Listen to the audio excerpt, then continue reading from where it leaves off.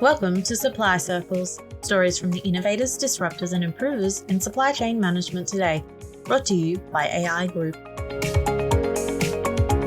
Hello, I'm James Scotland, coming to you today from the Yunganbar country, and thank you for joining me. A hearty welcome. It's good to have you company. If you're a first timer, welcome. If you're a regular listener, even better, even warmer welcome. Thank you. I really appreciate you joining us. This is Supply Circles, the podcast that asks the question, how can we in Australia create supply chains that are resilient and sustainable at a time when we're implementing the challenges of the 3 Ds? You know them: digitalisation to keep up with your peers in your industries, decarbonisation to meet your legal requirements and targets by 2050, and in some states even 2045, and ongoing disruptions, which come in many shapes, not only pandemics, but also industry disruptions, product disruptions, logistical interruptions and changes, technology change, global inflation, generational change. Just the list goes on. There's so many. Each fortnight, I delve into different sections of the end-to-end supply chain. I chat with fascinating and interesting people, and we try to have some fun along the way. Each fortnight, I also ask for your feedback, and thank you to everyone for your messages. You know, one of the most regular comments I get asked about is the Australian logistics and supply chain infrastructure. What's happening with our ports, with our airports and our major roads to improve our business productivity? It's a really good question. Not long ago, Australia ports were listed as the 40th in the world in terms of productivity by several different reports. So sure, our ports are small and less technologically advanced than some of the larger ports around the world, but still, it's not a great result, is it? Logisticians will also tell you of the importance of an effective air freight system in a country the size of Australia and from the distance from our markets. According to Statistica, a company that reported in May this year, air freight in Australia is generally low volume but high value. Recent years has seen a trade volume of around 1.2 million metric tonnes, but with a trade value of approximately 110 billion Australian dollars. Approximately half of the country's air freight arrives and departs from Sydney, with the rest spread across Melbourne, Brisbane and Perth. Less than 5% of our freight is landed or takes off from other cities or other ports, which puts pressure on our road system. And when it comes to road freight, the statistics say there's been an 8 times increase in road freight between 1970 and 2020. The majority of freight in Australia is moved by road. So it's not surprising I get asked about infrastructure a lot. Business people across the country really want and need to know what's happening with our critical supply chain infrastructure. But it's a bit tricky, you see, because to get a full update on infrastructure, I'd need to talk with someone who understood public policy. I'd then need to talk to someone who knows about freight and logistics through ports and airports. And then finally, I'd need to talk to someone who knows about road infrastructure. It's quite a number of episodes of Supply Circles. But hang on, wait, I don't need 3 different people. I just need Michael Kilgariff, my good mate. Keen listeners will recall my interview with Michael way back in episode 12, where we talked about how road design is adapting to our new way of living since COVID and to the introduction of EVs. And I'm really pleased to say that he's agreed to come back on the show today to talk about infrastructure. So Michael, welcome back to the show. Thanks, James. Great to be back. Let me introduce you to our listeners. Michael has been a senior executive in this sector for over 2 decades after a successful career in business. Among other roles, he's been the National Director, Energy Infrastructure Policy and Government Affairs for Energy Networks Australia. He was then the Managing Director of the Australian Logistics Council for 9 years. The Australian Logistics Council represents all of the major freight operators in Australia. And he recently finished a successful 4-year stint as the CEO of Roads Australia. Like I said, he's the perfect person to chat with about the supply chain infrastructure. That's a pretty damn good CV, Michael, and a stellar career. What are you doing now that you've left Roads Australia? Thanks, James. So what I've done is I've set up Kilgariff Advisory, which really specialises in that juncture between industry and government and stakeholder engagement. I often find over my career that industry and government, while they may be looking for the same objectives, often can be speaking different languages, and there's some frustration about the other party not really understanding the position that they're in. So my aim really is to try and achieve, get outcomes and help industry and government really get on the same page to be able to achieve the objectives that they're both looking for. Sounds good and important for what we're talking about today. So all the best. Infrastructure has often been described as, or infrastructure spend has often been described as public policy in action because infrastructure is policy, isn't it? If you think about all the things that we need to do in Australia to make our business lives more efficient, there's many, many things. There's lots of them. But one of them is infrastructure. How does infrastructure policy get developed? What are the issues around it? Big question, I realise that, but just, like in a summary. Yeah, look, it is a big question. And of course, the current Prime Minister, Anthony Albanese, when he was the Minister for Infrastructure, set up Infrastructure Australia to try and, I guess, work with the parties to be able to develop a policy and direct the spending where it's meant to go. But of course, governments, being the ones that are actually handing out the money, will often prefer the infrastructure that they might think is important. And states, of course, quite often are the recipients of Commonwealth funding, but then they have their own infrastructure priorities. So it's a really complicated space. And at the moment, we've got some reforms to Infrastructure Australia underway that is aiming to make it a more independent arbiter of infrastructure policy and decision-making. We've got what's been called the 90-day review or the Infrastructure Investment Program review that's currently underway in terms of where that money is going. So at the moment, it's actually a really important time in terms of infrastructure policy and the $120 billion 10-year program that the Commonwealth Government has to roll out. Yeah, and it's tricky because, as I said in the intro, we have changed the way we live and operate since COVID, or during COVID and since then. Technology has changed in the way we live and operate. So we've got to build infrastructure that is suited for 20 years' time, and we don't know what's going to happen in 20 years' time. No, well, that's exactly right. And the thing is, of course, is that governments, while they do have plans and strategies, the spending programs really don't look any further than the 4-year forward estimates. And so for governments to even commit to anything after, with 5 years and beyond is actually quite difficult. And so that just makes this space a really interesting one. I think we're going to get on to the issue of COVID, and COVID certainly did change quite a few things.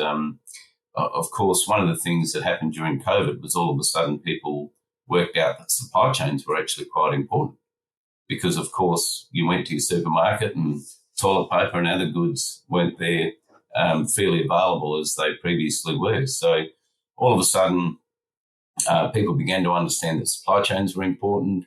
That led on to other things, for example, suburban curfews that stopped trucks from delivering products to supermarkets all of a sudden were abolished. But what we're finding coming out of COVID is that, of course, a lot of the old thinking is starting to creep back. And so now's a really good time, I think, for Australia to be looking at how our supply chains work. And the government actually does currently have a review of the National Freight and Supply Chain Strategy underway. And we're hoping that a lot of the issues that are quite legacy issues will be addressed as part of that. There's other challenges too, though, isn't there? I see the the High Court, my apologies, the High Court struck down the Victorian government's idea legislation that they would charge electric vehicles per kilometre because it needs some way to replace the fuel surcharge that they're fed off for 30 years. Basically, if we no longer buy petrol, we don't pay any taxes. So we just recharge our batteries. So finding a way to fund infrastructure is going to be a bit tricky in the future as well. Yeah, it is. And the fuel excise one is an interesting one because fuel excise was always intended as a mechanism to fund both the construction and maintenance of roads. That was the sole purpose it was put in place. And even the fact that there's a thing called the diesel fuel rebate in place, which basically works where somebody's got a truck that doesn't drive on a public road, then they can claim back the excise that they've used. just reinforces that was its purpose.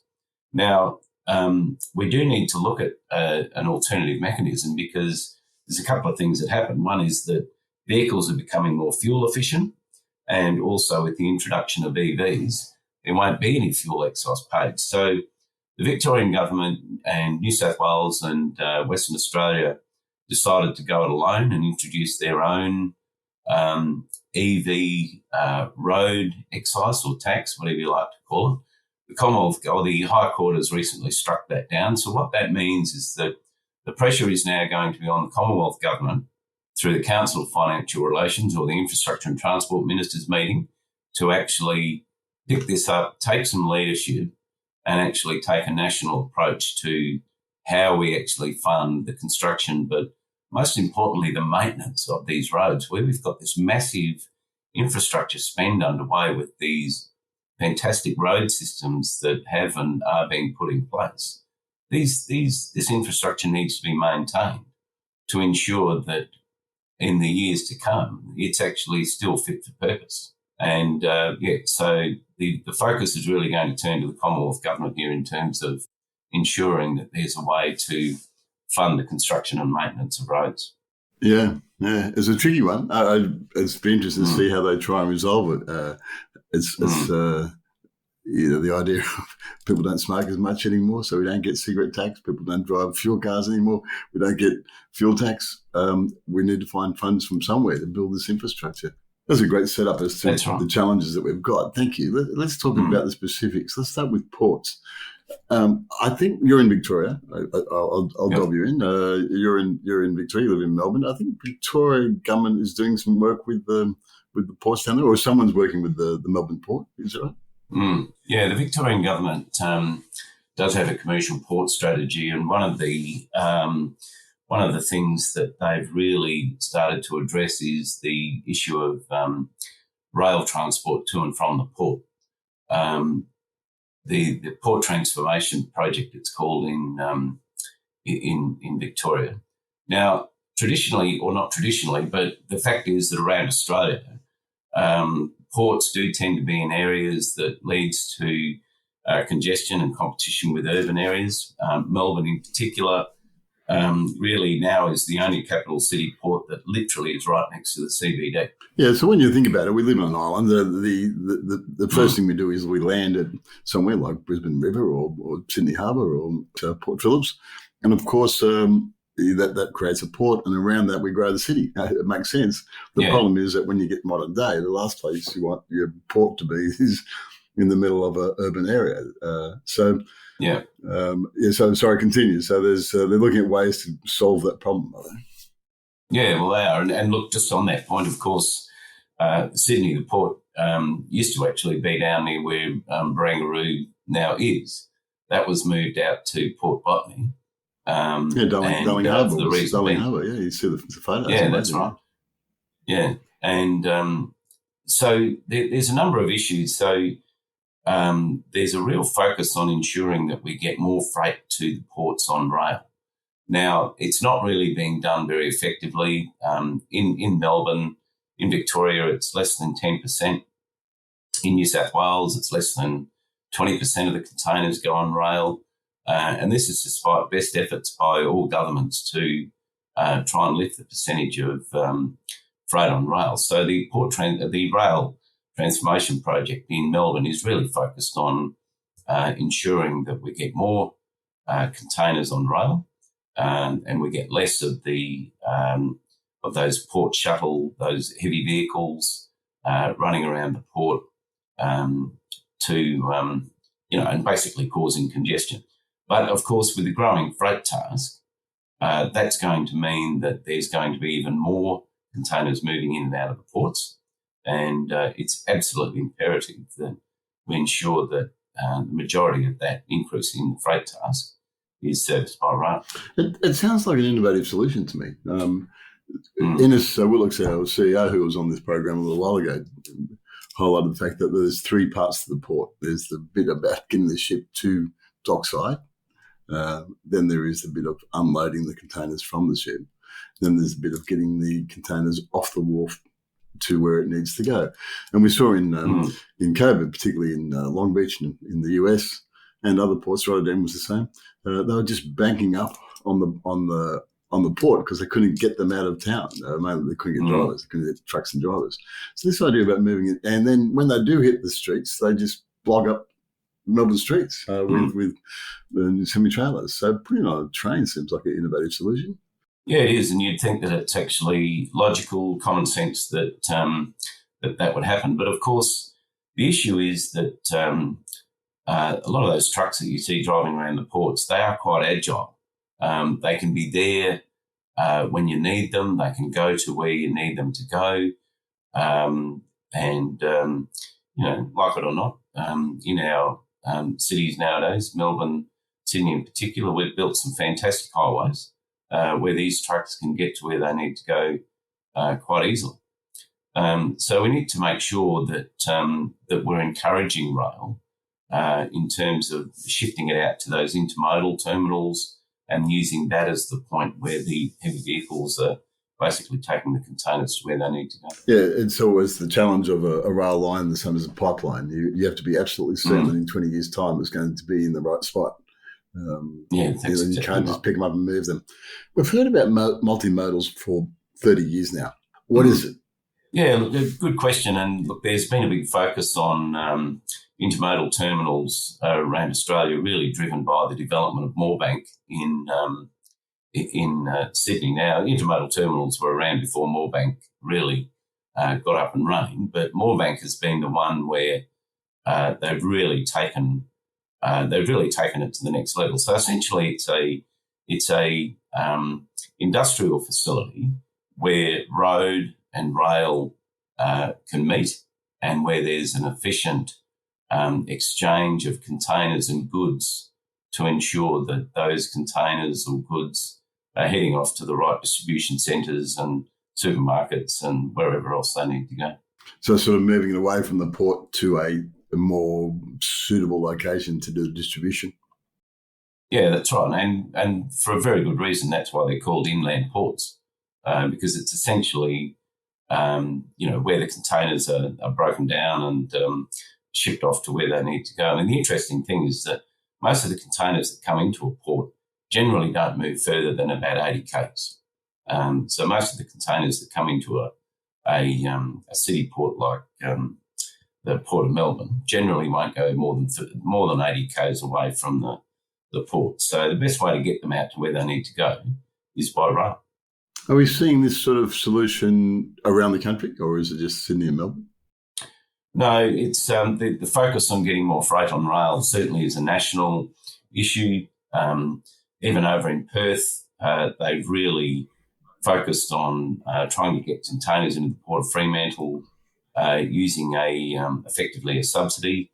Of course, that the Port of Fremantle will be moving in due course down to the down south. But it's a national issue, and it's driven really by the fact that there's a realisation that the freight task is growing. And at the moment, what have we got, about sort of 8 million containers, or 20-foot equivalents as they're called, that come into Australia. But that freight task is expected to possibly double between now and 2050. So we've got to think about, in terms of our urban environment, how are those containers going to be moved in such a way that they don't affect the amenity of the cities that, the ultimate users of those consumer goods are living in. Yeah, it can lead to great inefficiency if it's not done right. Are we going to build some more ports outside of major cities? We're going to see Newcastle become a major port, or Wollongong, or Portland in Victoria or something? I don't know. Look, possibly. I mean, the interesting thing about the port at Port Botany, NSW Ports, is that it was moved out of the urban environment in Sydney out to Port Botany to enable it to be away from the urban environment. But what's happened in the meantime is that we've had urban encroachment. So whereas Port Botany was once a port that could be as loud as an industrious as it likes, we've now got people living around 200 metres away from the port. And understandably, they complain about sirens and things like that go off in the middle of the night. So land preservation around ports and intermodal terminals is a really important issue. There's definitely a suggestion that the Port of Melbourne will move at some point. It's really on the back burner, but the two options there are whether it actually happens over at a place called Hastings or whether it actually happens a little bit west around the port. But I don't foresee that happening in the near future, because the problem is, as you said before, is that these infrastructure assets are worth billions and billions of dollars. And once you make a decision about where something's going to go, you're stuck with it. Yeah, it's not easy. I know the Navy's been talking about moving the Navy out of Garden Island for as long as I've been alive, I think, but it's still there. They're still expanding it. They're still improving it because the options are limited as to where you can put them at a deep water port. Yeah. The other issue on ports is just the technology of the port itself, of the moving the freight from the ships to the trucks. Where are we with that? Is that in your kind of framework? Do you know much about that? Look, I think Australia is certainly catching up, and some of the automation that's happening down in at NSW ports is really quite exciting and encouraging. My perspective is I think we're still lagging behind where a lot of the international ports are. I remember being in the Port of Rotterdam in the Netherlands a few years back, standing in the office of a port operator and just watching these cranes and small container movements that are happening all around the port, and it's all automated. And so that was something that we were really lagging behind. But eventually, I think especially around, say, Port Botany, the intention is to be able to basically move the container off the ship without anyone touching it, then get it onto a train without anyone touching it, and then basically, even with that train, have an automated train going from the Port of Botany out to Moorebank. And effectively, the first time that anyone actually lays a hand on that container would be when they crack it open to unpack it. I think that's really where we're going, and I think there's a couple of operators, Cube in particular, in New South Wales, who've really put a lot of work into that automation of our ports, because really in terms of driving that efficiency of the ports in Australia, I think that's the next big step that we need to be taking. Yeah, it's interesting, isn't it? A while ago, I was at a CSIRO and I saw a working model, a working example, I guess you'd say, of guide an ore ship into Weipa in Queensland, where they export bauxite. Guide the ship in and out of the port, have it loaded without any people around. And I said, that's pretty amazing. And they said, the amazing thing is we could probably do it during a cyclone. We don't need to close operations because of weather, because we can do it so cleverly. And they're doing it from Brisbane. They're not doing it anywhere close to Weipa. And we could run the ports the same way. You could just operate from home, work from home, and load a ship from home. But it's quite doable. Yeah, look, I mean, over in Europe they do currently have, and it's still being trialled, but they do have ships that actually automated ships that are actually doing coastal routes now that actually don't have a crew on board. And there's absolutely no reason whatsoever why that couldn't be the case. I mean, part of the issue, I think, with automation generally is social license, and that is the extent to which people think that something out on the road or out in the bay or out on the ocean with nobody on board is actually a good or a safe thing. That's something that we need to get people across. But port automation is certainly something that it's here and it's happening. It might not just be at sea, though. I mean, they might still have crews at sea, but then instead of sending a pilot out to drive them into the port, because that person is an expert on the river system of that port, you've got a computer that does it, and it just comes in pretty much like a plane that can land by a computer. That we have pilots there just to make sure if anything goes wrong. Yeah, totally. Yeah. This is a fascinating chat. When we come back, let's talk about airports and road system. Now, Michael Kilgariff Advisory, we've known each other for a long time, and we've enjoyed many good nights out solving the problems of the world. I'm still amazed that there's problems in the world, considering what we've done, all the work we've put into this. But if you were going to advise people, I thought you would be advising people on steak and good wine. Have you come across any good wine lately? Look, James, that's a quest that you never actually you never get there. It's like a business strategy. You have lofty goals and ideals, but as soon as you get to where you need to be, the goalpost shifts. So no, I haven't. But generally, where I've landed is that the best steak and red wine can be found at my place. Oh, I can attest to that. Absolutely. All right, let's come back in a minute. If you have supply chain or business improvement challenges, contact AI Group's Business Improvement and Growth Hub. The Big Hub is a library of practical and relevant resources designed to assist member businesses to grow and improve. The Big Hub also includes an extensive network of experienced pre-qualified business improvement consultants. For more details, contact big@aigroup.com.au. That's big@aigroup.com.au. Michael, let's talk about the air freight. It's interesting what I said in the intro about most of the air freight in and out of Australia goes through the capital cities, the major capital cities, most of it through Sydney, which means it's all very centralised. But recently we've seen a lot of new airports opening. We've seen Toowoomba, a great example.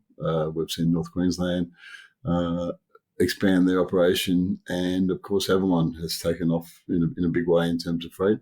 What's happening with the thinking regarding airports around Australia for air freight?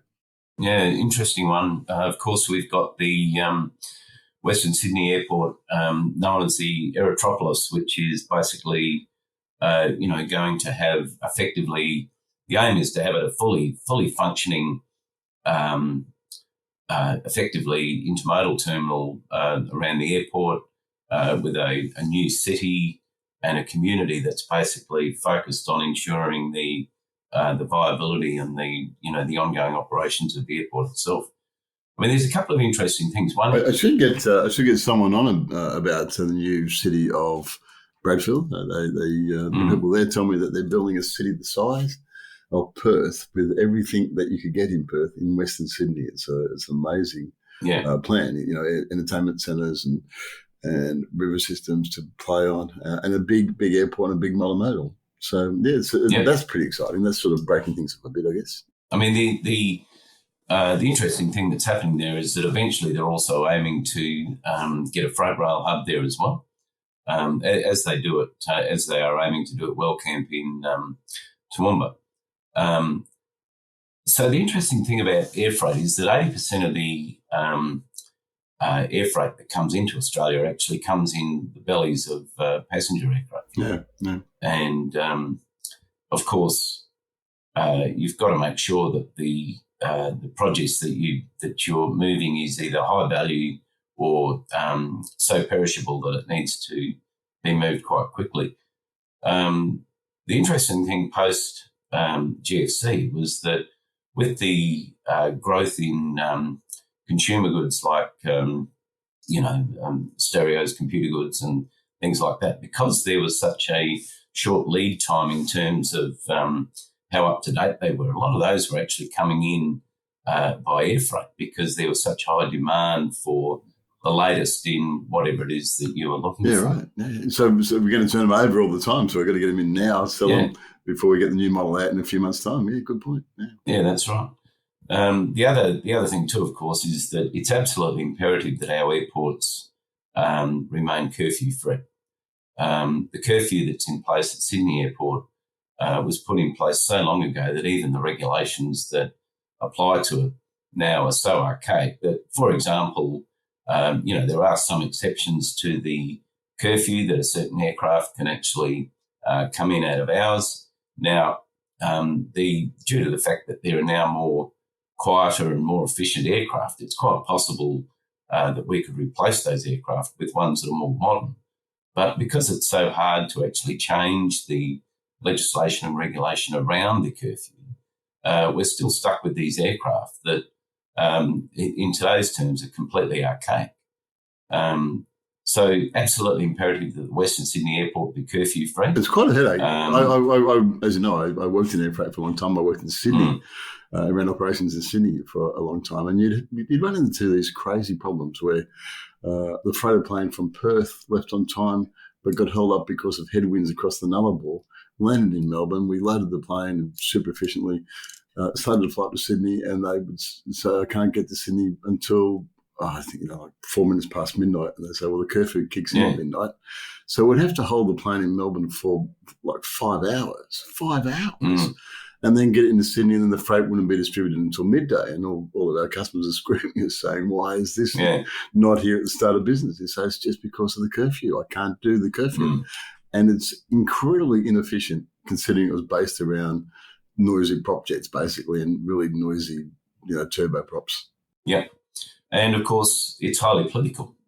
As you know, I mean, the current Prime Minister's seat is adjacent to the airport, and there's always debate going on about which electorates get the flight paths. Yeah, right. Because even North Sydney, for example, is in under one of the flight paths. It's a highly political, contentious thing, and as a result, to actually get the curfew legislation amended is impossible because nobody wants to open that can of worms. All logistics is politics. The War Camp in Toowoomba has been an example, hasn't it? Because they do have now international freight flights, not in the belly of passenger flights, but sending full freighter flights of goods and services from the Darling Downs out of Toowoomba, and I assume they're bringing freight in. Is that an example of the future, do you think? Yeah, well, you've got to give it to the Wagners. I mean, that's really a case of build it and they will come. Because while they were building that, I don't think anyone thought that it was going to work or be successful. Yet it has. I've flown in there. It's, a fantastic facility. Possibly for purpose airports like that could well be the way of the future, but as I said, I mean, even with the Western Sydney Airport, if we can protect it from curfews, make sure that it's well serviced by freight companies and aircraft, then that airport, I think, will be an absolute winner in terms of freight coming into Australia. I mean, I think in much the same way that Sydney Airport now actually commands the majority of the air freight in and out of Australia, Western Sydney Airport should be able to do that for years to come.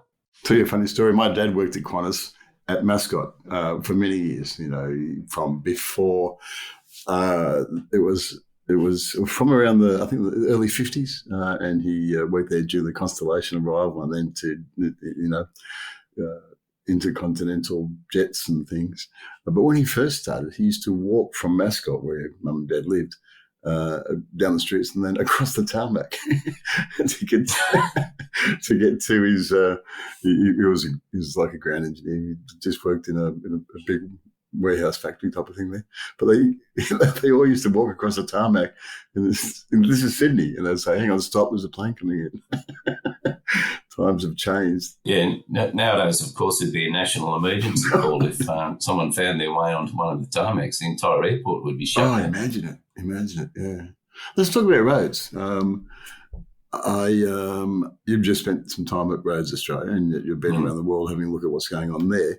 I remember years ago, it must have been before COVID, you and I went to a lunch where you were speaking, and some engineers and yourself were talking about how they were going to redesign the freeways near where this event was being held, because it would cut 15 minutes off the transit from Brisbane City to the people's homes and make it egress and exit easier. It's got to be pretty tricky to build roads ready for the future. But how do you go about it? What's going on? Tell me about the thinking of road infrastructure in Australia. Yeah, well, it's a good question. I mean, each of these particular projects, of course, do have a fairly rigorous cost-benefit analysis attached to them. The cost-benefit analysis, of course, can take into account any number of parameters, and the reach, even in terms of to what extent you consider the ramifications of, what happens, say, 10 or 20 kilometres away. It's a bit arbitrary. But nowadays, of course, you want to make sure that freeways the roads do a number of things. One is, of course, amenity, making sure that people can actually get home quicker and more easier. But they also need to take into account the fact that in years to come, and I don't think it's all that far away, a lot of these cars are going to be automated. And so the road and the roadside infrastructure needs to take into account the fact that it needs to cater for not only the way that we move now, but the way we might be moving in 20 years' time. And that can be difficult to predict what that might look like. So it's a really interesting issue for those in the road business at the moment. Do you need different roads for electric vehicles? Or maybe do electric vehicles not cut up roads as much as internal combustion engines, or is there any change? Well, it could be said, in fact, that electric vehicles could be even more damaging to the road, given the fact that they're carrying these massive batteries, and therefore could, in fact, be inflicting more damage on the road. But with automation, you could also have a situation where, of course, the acceleration and the way that they actually are driven on the roads could in fact be much better for the road. Yeah, that's right. An interesting point there, of course, is we're just in the last month or so, there's been a couple of changes that have happened with electric trucks. And one is that they've actually allowed another 50 mil in width, which is enabled those trucks to comply with international regulations, which basically means that a truck manufactured in the US or Europe, you can just ship here and it'll comply.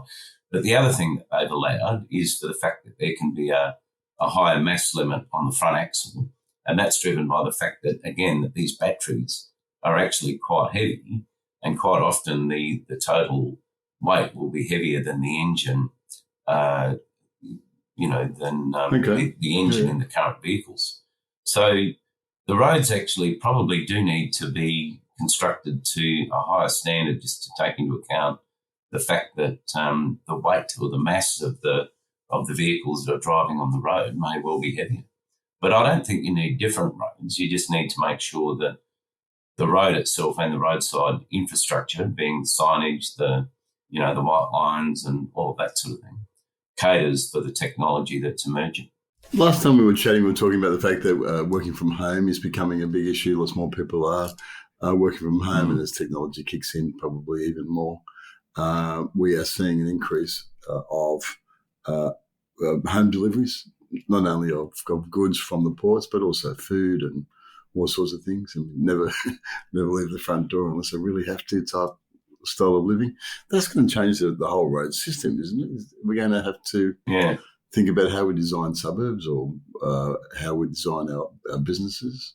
Yep. And look, combine that with the fact that a lot of capital cities are now looking at urban infill, where we don't want cities to just continue the urban sprawl. We actually want to have people live closer to railway stations and public transport and things like that.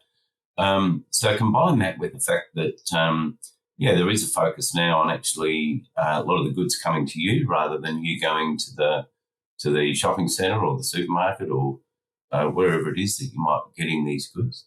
So we need to be making sure that, that these urban roads can actually cope with that sort of traffic that we're seeing. But the problem is, of course, getting back to the point we made before, is a lot of this infrastructure was designed and built years ago before any of this was even thought of. And so really what that means is that we've got to be thinking about how we actually use roads.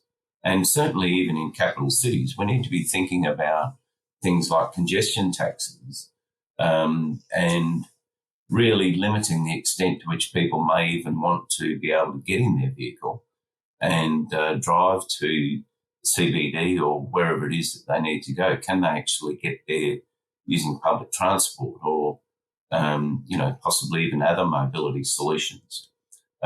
So looking at the way that we move goods and people around capital cities needs to be more than just about making sure that people can get in their car and drive to wherever they need to go. It needs to be more about how do we actually manage the demand on those roads. Yeah, one of the things about getting to net zero, eventually we'll get to this idea of carbon miles. And part of that carbon miles is that if you bring your staff in by cars, because you've built your business a long way from a train station, you'll have to allow for all those carbon miles of all your staff driving non-electric vehicles into your place of work. So there's a lot to go into this, a lot of thinking to go into how the roads work, where the infrastructure should be. We're going to the other thing, of course, is we're seeing sea change and tree change. Don't hear about it much anymore because it's just part of life. But people moving to the coast for a lifestyle, moving to the country for a lifestyle, and still being able to work as engineers, as anything, because they can work from home. That's got to put a lot of pressure on local councils. Is our infrastructure set up the right way to enable these places to grow effectively, or we still got issues with funding there? Yeah, there are still big issues with funding there. And one of the things that a lot of governments are grappling with now is something called service standards on roads, where a particular classification of a road, be it a local government road or a state road or a highway, is the service standards that are attached to that road in terms of when you drive on that road, what do you expect? And therefore, the service standard, of course, then drives the expected maintenance. It's certainly the case in a lot of local and regional roads, in particular around Australia at the moment, that road maintenance is a massive issue. And anyone who drives, out in the regions at the moment would be able to tell you that in the last couple of years, with floods and various other things that have happened, the state of our nation's roads is absolutely appalling. So by setting up what we call those service standards and attaching some sort of funding mechanism to that, we can ensure that we get the roads that are fit for purpose. Yeah, you raised a good point. I was listening to a conference in Europe a little while ago where they were talking about the difficulty of building infrastructure to manage climate change. Floods being very big last year in Europe, but bushfires or wildfires, whatever you want to call it, in the US, the infrastructure is going to be under massive physical attack, you would imagine, if what we've seen in the last few years continues. So service standards, Yeah. And, this brings into play another concept about Build Back Better. I mean, we're now in Queensland, in Northern Territory and Western Australia in particular, the flood events that you're getting are now more severe than they were in previous years. You can't just be building back a road to a standard that might have applied 30 years ago. You need to be thinking about not only the resilience of that infrastructure, but also the use that it's going to be put to in the years ahead. I mean, in Western Australia, there was a famous case with the Fitzroy River Bridge, which had been there for years. 12 months ago, going back a bit over 12 months, was completely washed away. Now, that's been replaced. It's actually very close now to reopening. But who would have thought 10 years ago that the Fitzroy River Bridge, which is basically part of the National Highway Network, could in fact be washed out? Is that a part of that Nullarbor system? Because when there is floods in Central Australia, the Nullarbor gets closed regularly and we can't get trains or we can't service a large part of Australia for weeks on end. We've got trucks stuck on the roads and we've got trains stuck there. Is that the same system? Because I just remembered that that's a real weak point in this train network. Yeah. It's up north near about 100 k's east of Broome. Oh, yeah, I know where it is. Yeah, okay, sure. Yeah. Sure. But that problem across the bottom is still an issue as well, because that's a major route. Well, that's right. I mean, just even from a freight rail perspective, last year the rail link between the east-west rail link was down for a couple of months because it was washed out.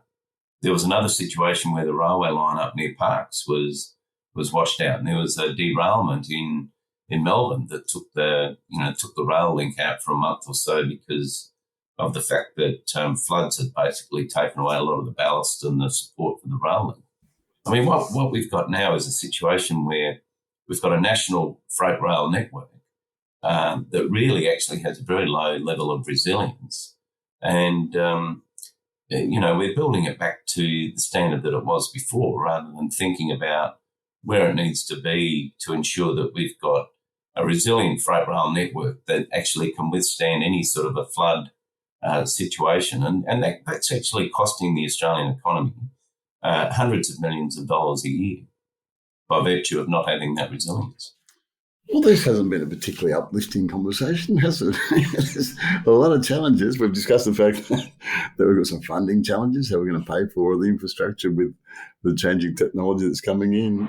We've got an old system that is difficult to maintain, and we've got challenges from climate affecting things. And we've got to also factor in the changing community and the way we live and whatever. But on the positive, we're seeing intermodals happening. We're seeing trains from ports, new airports. There's a lot going on. It's been a great chat, Michael. Got any final thoughts? Yeah, look, there has been some significant infrastructure spending that's gone on in Australia and internationally over the last 20 or 30 years. And, we just need to be making sure that it's fit for purpose. We think a little bit about where that infrastructure or what it might be being used for in another 20 or 30 years' time. But resilience of infrastructure, I think, not only from a climate change perspective, but even in terms of its contribution to emissions, is something that we're going to be hearing a lot more of in future. Yeah, I think so. It's a great chat. Thank you very much. This is the second last episode of the year. Are you going to access any of our infrastructure over Christmas? Are you going to be heading overseas or hopping in you don't own a car, do you? You can't hop in a car and drive up the highway. No, it was a point of some contention as the CEO of Road Australia, I actually did not own a car. You're I was a big user of public transport. Look, it's possible that I might be using some of that infrastructure over Christmas, but I intend to enjoy Christmas at home and enjoy everything that Melbourne and Victoria's got to offer. I might come down there and see if I can find the perfect steak and bottle of red wine with you. You'd be very welcome. Thank you very much. It's always good to chat. Well, that's it for another episode of Supply Circles. Thanks again to everyone for listening, and thank you for your feedback. If you have any feedback on today's interview with Michael Kilgariff, or ideas for the show, or if you just want to give me some feedback, hit me up at james.scotland@aigroup.com.au or head over to my LinkedIn page. I'd love to hear from you. And we'll be back in a fortnight with more insights into the keys to building sustainable supply chains. Thanks for joining me. This is Supply Circles. I'm James Scotland. Bye for now.